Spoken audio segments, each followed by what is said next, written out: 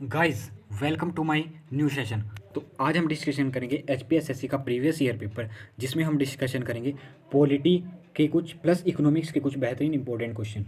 अगर आपने इससे प्रीवियस वीडियो नहीं देखी है किसी भी सेक्शन की, तो आप चैनल पर जाइए, वहाँ पर आपको सभी प्लेलिस्ट मिल जाएंगे, अलग अलग सबकी प्लेलिस्ट मिल जाएगी। हिस्ट्री की अलग, ज्योग्राफी की अलग, इकोनॉमिक्स की अलग, पॉलिटी की अलग, साइंस की अलग, इन सभी की प्लेलिस्ट आपको वहाँ पर मिल जाएगी। तो चलिए बढ़ते हैं अपने पहले क्वेश्चन की ओर। हर एक क्वेश्चन को हम डिटेल से देखेंगे।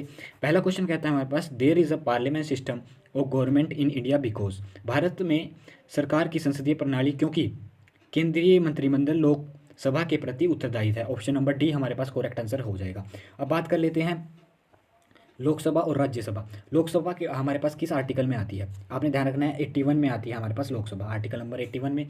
राज्यसभा कौन से आर्टिकल में आती है, आर्टिकल नंबर 80 में आती है हमारे पास राज्यसभा। और पार्लियामेंट कौन से, यानी कि जो संसद है वो कौन से आर्टिकल में आती है, वो आती है हमारे पास 79 में। ध्यान रखना है आपने, कौन सी में आती है हमारे पास 79 में। ठीक है, हम अब बात कर लेते हैं कि जो हमारे पास council of minister responsible for Lok Sabha, Lok Sabha के लिए क्यों रिस्पॉन्सिबल है, ये है हमारे पास इसलिए रिस्पॉन्सिबल, ये किस आर्टिकल के तहत कहा गया है, ये आर्टिकल नंबर 75 के तहत कहा गया है। ठीक है, और एक आता है हमारे पास, लेकिन अगर सिंगल मिनिस्टर किसके प्रति रिस्पॉन्सिबल है, तब आता है प्रेसिडेंट के प्रति रिस्पॉन्सिबल है।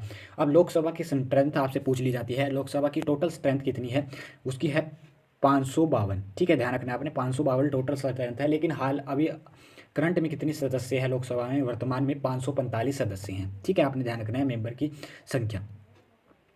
ठीक है, और राष्ट्रपति राज्यसभा के सभापति और लोकसभा के अध्यक्ष से परामर्श करके एक संयुक्त बैठक संबंधित बढ़ा सकता है। ये किस आर्टिकल में कहा गया है, ये 118 आर्टिकल के पार्ट 3 में कहा गया है।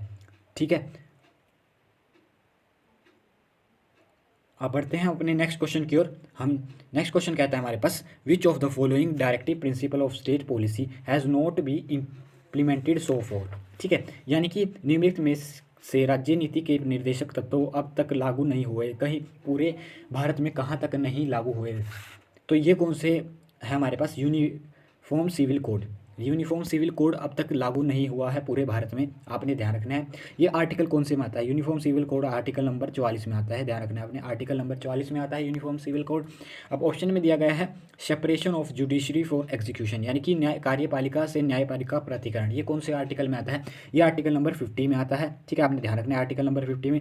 सेकेंड दिया है हमारे पास promotion of international peace and security, अंतर्राष्ट्रीय शांति एवं सुरक्षा अभिवृद्धि, ये कौन सी में आती है, ये आती है हमारे पास आर्टिकल नंबर 51 में। ठीक है, अब लास्ट दिया है हमारे पास ग्राम पंचायत, ग्राम पंचायत का संगठन, ग्राम पंचायत का संगठन किस आर्टिकल में दिया गया है, ये आर्टिकल दिया है हमारे पास 40।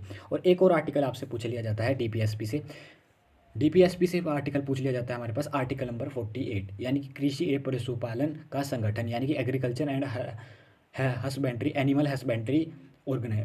ठीक है, ये आपने ध्यान रखना है 40, आर्टिकल नंबर 48। अब डीपीएसपी लिए कहाँ गए थे, ये हमारे पास लिए गए थे, हमने कहाँ से लिए हैं, रशिया से लिए हैं डीपीएसपी, आपने ध्यान रखना है। ठीक है, राज्य के नीति निर्देशक तत्व। नेक्स्ट क्वेश्चन की ओर बढ़ते हैं। नेक्स्ट क्वेश्चन कहता है हमारे पास, which is authority to decide our dispute regarding disqualification of member of parliament. ठीक है, disqualification of member of parliament कौन तय करता है, ठीक है, ये करते हैं हमारे पास प्रेसिडेंट।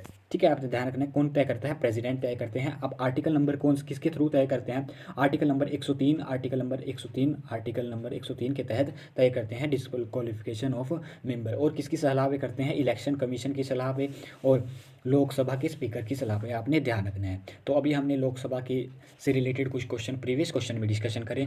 तो अब बढ़ते हैं हम अपने नेक्स्ट क्वेश्चन की ओर। नेक्स्ट क्वेश्चन कहता है, under which article of Indian constitution can president take over the administration of state in case it constitutional machinery break down. यानी कि आपसे पूछा गया है, जो हमारे पास article number president take care क्यों ले लेता है एक स्टेट की, यानी कि प्रेसिडेंट रूल के बारे में पूछा गया है, सिंपल पूछा गया है। यानी कि स्टेट में जब इमरजेंसी लगती है तो किस आर्टिकल के थ्रू लगती है, वो लगती है आर्टिकल नंबर 356 के कारण। ठीक है, अब 352 में क्या आता है हमारे पास, आर्टिकल नंबर कौन सी इमरजेंसी आती है हमारे पास 300 आर्टिकल नंबर में। और इमरजेंसी हमने किस के कॉन्स्टिट्यूशन से ली है, आपने ध्यान रखना है, हमने जर्मनी के कॉन्स्टिट्यूशन से क्या लिया है, इमरजेंसी ली है। आर्टिकल नंबर 352 आता है स्टेट यूनि जब प्रेसिडेंट क्या होता है, किसी युद्ध के कारण या अशांति के कारण पूरे देश में क्या लगता है, इमरजेंसी लग जाती है वो आर्टिकल आता है 352। 360 आता है हमारे पास फाइनेंस एमरजेंसी, फाइनेंस एमरजेंसी। और आर्टिकल नंबर 368 किससे रिलेटेड है, अमेंडमेंट से रिलेटेड है, आपने ध्यान रखना है। ठीक है, अब बात कर लेते हैं हम कितनी बार हमारे पास यूनियन यानी कि कितनी बार हमारे पास आर्टिकल नंबर 352 लागू हुआ है। ये लागू हुआ है 3 बार, आपने ध्यान रखना है 3 बार। ठीक है, अब आप नीचे कमेंट सेक्शन में लिख रहे हैं कब कब लागू हुआ है। अब आर्टिकल नंबर 356 किस स्टेट में सबसे ज़्यादा लागू हुआ है, यह ध्यान रखना है अपने मणिपुर में सबसे ज़्यादा लागू हुआ है। और अभी तक कोई आर्टिकल नंबर 360 यानी कि फाइनेंशियल अभी तक किसी भारत में कभी भी नहीं लगी है। नेक्स्ट क्वेश्चन की ओर बढ़ते हैं। नेक्स्ट क्वेश्चन कहता है हमारे पास appointment of officer and servant of high court are made by the, यानी कि उच्च न्यायालय के कर्मचारियों और अधिकारियों की नियुक्ति किसके द्वारा की जाती है। कर्मचारियों और अधिकारियों की नियुक्ति की जाती है chief justice of high court के। ऑप्शन नंबर सी हमारे पास करेक्ट आंसर हो जाएगा। और ये किसके थ्रू करते हैं। अब बात आती है जो chief justice of high court है इनकी नियुक्ति कौन करते हैं। इनकी नियुक्ति कौन करते हैं, प्रेसिडेंट करते हैं। आर्टिकल नंबर किसके थ्रू करते हैं, आर्टिकल नंबर 217 के थ्रू करते हैं। आपने ध्यान रखना है आर्टिकल नंबर 217 के थ्रू करते हैं। अब बात आती है इनको शपथ कौन दिलाता है। इनको शपथ दिलाता है जो chief justice of high court होते हैं, इनको शपथ कौन दिलाता है, गवर्नर दिलाता है। वो आर्टिकल नंबर 219 के तहत दिलाता है। आपने ध्यान रखना है आर्टिकल नंबर 219 के तहत दिलाता है।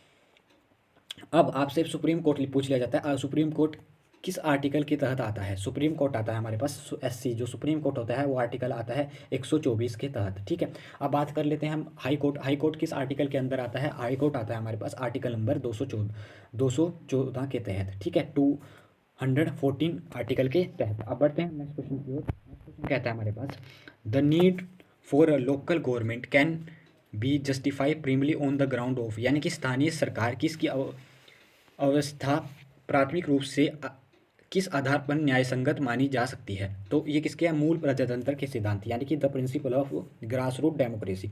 ऑप्शन नंबर डी आप इसको नोट कर लीजिए, इंपॉर्टेंट क्वेश्चन है, डेफिनेटली आपके आने वाले एग्जाम में पूछा जाएगा और इससे रिलेटेड इतना ही क्वेश्चन बनते हैं। नेक्स्ट क्वेश्चन कहता है हमारे पास fund belongs to government of India are keep, यानी कि कहाँ पर रखे जाते हैं जो फंड अरेज किए जाते हैं गवर्नमेंट ऑफ इंडिया में। ठीक है, यानी कि भारत सरकार का कोष रखे जाते हैं। कोष कहाँ पे रखे जाते हैं, ये लिख देते हैं कंसोलिडेट फंड ऑफ इंडिया में, कंसोलिडेट फंड ऑफ इंडिया में। ऑप्शन नंबर ए हमारे पास करेक्ट आंसर है। अब ये किसके तहत आता है, आर्टिकल नंबर कौन सा कहता है इसको, कंसोलिडेट फंड ऑफ इंडिया को आर्टिकल नंबर कौन किसके अंदर आता है, आपने ध्यान रखना है। ये आर्टिकल आता है 266 आर्टिकल के पार्ट 1 में। ठीक है, आपने ध्यान रखना है।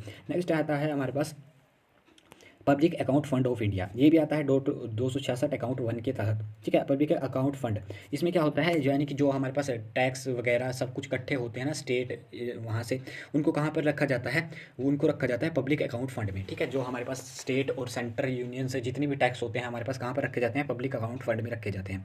अब बात करते हैं contingency fund of India. Contingency fund of India किस आर्टिकल के तहत आता है, ये आर्टिकल 267 के तहत आता है। आपने ध्यान रखना है 267 के पार्ट 1 के तहत आता है। अब बात कर लेते हैं हम कंटीजेंसी फंड ऑफ इंडिया, यानी कि भारत की आकस्मिक निधि। ये किसी के लिए क्या किया जाता है, किसी के लिए पैसे को अलॉट किया जाता है, यानी कि मान लो कि कोई परियोजना है उसके लिए निर्धारित कर दिया गया है पैसा, तो वो कहाँ से दिया जाएगा, कंटीजेंसी फंड से, यानी कि जिसको पहले से निर्धारित किया जा चुका है। नेक्स्ट है हमारे पास नकदी की सट्टा मांग किसके द्वारा। अब ये कुछ इकोनॉमिक सेक्शन के स्टार्ट होते हैं क्वेश्चन जो हम डिटेल से डिस्कशन करेंगे। नेक्स्ट है हमारे पास speculative demand for cash is determined by, यानी कि नगद की सट्टा मांग किसके द्वारा निर्धारित की जाती है, ये की जाती है रेट ऑफ इंटरेस्ट के द्वारा, यानी कि स्पेकुलेटिव नगद की सट्टा मांग किसके द्वारा निर्धारित की जाती है, यानी कि किसी चीज़ की डिमांड पर कितना पैसा दिया जाएगा। मान लो कि आज क्या है, प्याज की हमारे पास कीमत क्या है 20 रुपये।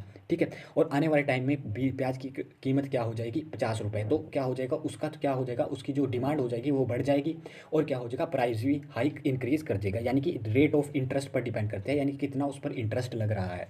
ठीक है, उस पर डिपेंड करता है। हमारे पास speculated demand of cash is determined by the rate of interest. Option number A हमारे पास करेक्ट आंसर हो जाएगा। ठीक है, मैंने आपको एग्जाम्पल दे दिया, जैसे प्याज का प्राइस हाइक हो जाता है। ठीक है, मान लो प्याज 20 रुपये है और कुछ टाइम में 50 हो जाएगा, तो उसका डिमांड भी बढ़ जाएगा और रेट ऑफ इंटरेस्ट भी बढ़ जाएगा। ठीक है, आपने ध्यान रखना। नेक्स्ट क्वेश्चन कहता है हमारे पास ग्रोस प्रॉफिट मीन्स, यानी कि ग्रोस प्रॉफिट क्या होता है। अब total receipt our total expenditure, यानी कि कुल व्यय पर कुल प्राप्ति। ऑप्शन नंबर डी हमारे पास करेक्ट आंसर हो जाएगा। अब इसको सिंपल भाषा में समझते हैं हम। ग्रोस प्रॉफिट क्या होता है? ग्रोस प्रॉफिट होता है, मान लो कि एक कंपनी है, एक्स कंपनी है कोई, उसने क्या किया, उसको कच्चा माल बनाने में मान लो कि उसने अभी हाल ही फिलहाल में 20,000 का कच्चा माल खरीदा, और उसी कच्चे माल से जो भी उसने प्रोडक्ट बनाया उसको 25,000 में बेच दिया। तो उसका ग्रोस प्रॉफिट कितना है? उसका जो ग्रोस प्रॉफिट है वो है 5,000 रुपये। जो उसको बचा है 20,000 उसने कच्चा माल में लगा दिए और 5,000 उसका प्रॉफिट हुआ, तो इसी को कहा जाता है ग्रोस प्रॉफिट। मैंने आपको शॉर्ट टाइम में समझा दिया है। नेक्स्ट क्वेश्चन की ओर बढ़ते हैं। नेक्स्ट क्वेश्चन कहा गया है टोटल रिसीव्ड अवर टोटल, यानी कि कुल व्यय, कुल प्राप्ति पर, यानी कि टोटल एक्सपेंडिचर पर उसका कितना व्यय है। ठीक है, ये उसका क्या होता है? ग्रोस प्रॉफिट होता है। नेक्स्ट है हमारे पास one of the feature of free marketing economy.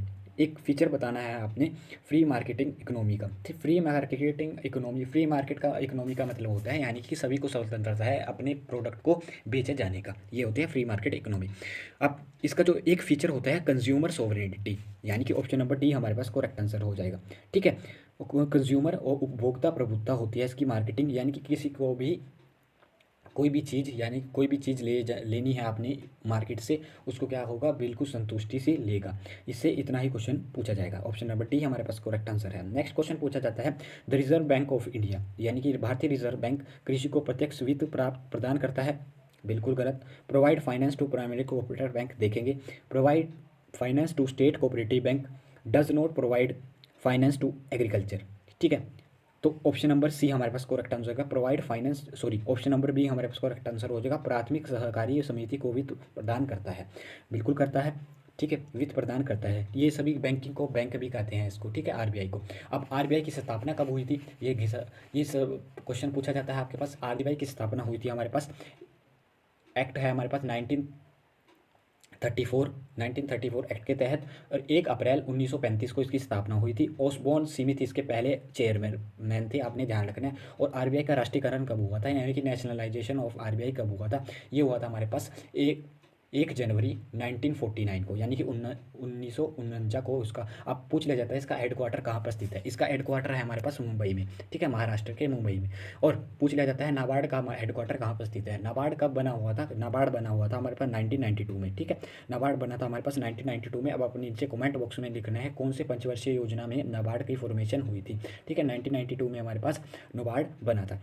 ठीक है, अब इसका मुख्यालय कहाँ पर है ये भी पूछा लिया जाता है। इसका मुख्यालय है हमारे पास मुंबई में। नाबार्ड का मुख्यालय भी कहाँ पर है? मुंबई में। और ये किसको फाइनेंस प्रोड्यूस करवाता है? Provide the financial to agriculture, यानी कि एग्रीकल्चर। ठीक है, आपने ध्यान रखना है। नेक्स्ट क्वेश्चन की ओर बढ़ते हैं। नेक्स्ट क्वेश्चन कहता है हमारे पास which tax levied by the union and appropriate and plan by the state, यानी कि कौन सा एक केंद्र द्वारा लगाया जाता है और राज्य द्वारा आयोजित एवं विनियोजित किया जाता है। यानी कि आयोजित और विनियोजित का मतलब होता है लिया भी लगाया जाता है। किसके द्वारा लगाया जाता है? यूनियन गवर्नमेंट, यानी कि जो सेंटर में गवर्नमेंट है उसके द्वारा लगाया जाता है। और आयोजित किसके, यानी कि कलेक्ट किसके द्वारा किया जाता है? State government. और लिया भी किसके जाता है, रखा भी किसके पास जाता है? स्टेट गवर्नमेंट के पास। तो ये कौन सी ड्यूटी होती है? ये होती है हमारे पास stamp duty. Option number B हमारे पास करेक्ट आंसर हो जाएगा, आपने ध्यान रखना है। अब सर्विस टैक्स, सर्विस टैक्स क्या होता है हमारे पास? किसी भी सर्विस के ऊपर, यानी कि सर्विस टैक्स उसे बोला जाता है। मान लो कि आपको गवर्नमेंट ने क्या सिक्योरिटी प्रोवाइड करा है, तो आपको क्या दी? सर्विस दी। ठीक है, इस सर्विस के लिए क्या करती है गवर्नमेंट? क्या कर लेती है? आपसे टैक्स लेती है। ठीक है, ये आपको सर्विस देने के लिए, इसीलिए आपको सर्विस देने के बदले आपको टैक्स देना पड़ता है। इसको सर्विस टैक्स कहते हैं। प्रॉपर्टी टैक्स आप जानते ही है कि आपकी कोई भी संपत्ति होगी उस पर, आपके जितनी प्रॉपर्टी होगी उस पर टैक्स। अब पैसेंजर एंड फ्राइट टैक्स, यानी कि यात्री और ढुलाई शुल्क। यात्री और ढुलाई शुल्क मतलब कि आपके पास ट्रेन ट्रैवल, यानी कि किसी भी एरिया पर उस पर टैक्स कलेक्ट करने को पैसेंजर एंड फ्राइट ड्यूटी कहा जाता है, आपने ध्यान रखना है। तो ये हमने डिस्कशन करे HPSSC के पॉलिटी प्लस इकोनॉमिक्स के कुछ बेहतरीन क्वेश्चन। अगर आपको वीडियो इन्फॉर्मेटिव लगती है तो वीडियो को ज़्यादा से ज़्यादा लाइक कीजिए। चैनल पर नए हैं तो चैनल को ज़्यादा से ज़्यादा सब्सक्राइब कीजिए। मिलते रहेंगे ऐसे ही नेक्स्ट वीडियो में।